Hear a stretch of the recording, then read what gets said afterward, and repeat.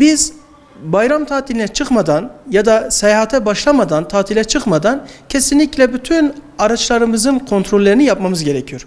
Bunlar nelerdir? Bütün araçlarımızın lastik basınçlarını kontrol etmemiz gerekiyor. Fren disklerini kontrol etmemiz gerekiyor. Yağ kontrollerini yapmamız gerekiyor. Bütün bakımlarını yaptıktan sonra bizim trafiğe çıkmamız lazım. Daha sonra kesinlikle uzun yollara çıkan, özellikle sürücülerimize değinmek istediğim nokta şudur.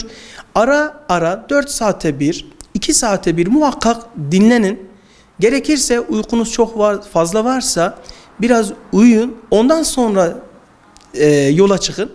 Diğer nokta, tabi malumunuz bu Kurban Bayramı'na çıkarken bütün vatandaşlarımız bir yerden bir yere gidiyor. Bazıları tatile çıkmak üzeredirler. Sürekli değindiğimiz noktalardan birkaçına değineceğim. Bunlardan öncelikle hıza dikkat etmemiz gerekiyor. Hız kesinlikle bir felakettir. Ne yazık ki bu bayram sevincimizi haberlerde duyuyoruz ki bu bayram sevincimiz kabusa dönüştü. Dönemler olabiliyor, günler olabiliyor. Öncelikle ana yollarda, tali yollarda kesinlikle hız tabelalarına dikkat etmemiz gerekiyor. Gerekirse yarım saat, 1 saat geç gidelim ama bu mutlu Kurban Bayramı'nda güzel bir şekilde ailemizle beraber geçirelim. En önemli nokta kesinlikle hıza dikkat etmemiz gerekiyor. Hocam kesinlikle bu son süreçte teknolojinin gelişmesiyle beraber yol haritası uygulamaları var. O yol haritası uygulamalardan hangi yol güzergahı seyrekse oradan gidebilirler. İlk olarak buna dikkat etmeleri lazım. Ve kesinlikle bizler de, yani ben de bir sürücü adayı olarak, biz millet olarak birazcık sabırsızız. Kesinlikle birazcık sabırlı olmamız gerekiyor. Trafik kurallarına, özellikle ışıklara ve son süreçte özellikle bayram tatillerinde trafik daha yoğun olduğu için ışıklarda trafik gerekirse yarım saat, 1 saat daha uzayabiliyor. Bundan dolayı birbirimize birazcık daha saygıyla yaklaşmamız gerekiyor. Ve özellikle emniyet kemeri çok önemlidir. Bu süreçte emniyet kemeri takmadan kesinlikle hareket etmemiz gerekiyor.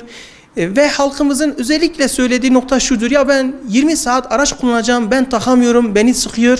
Ama emniyet kemeri gerçekten hayat kurtarıyor. Sizlerden ricada bulunuyorum. Lütfen, lütfen, lütfen emniyet kemeri takmadan asla ve asla trafiğe çıkmayalım hocam.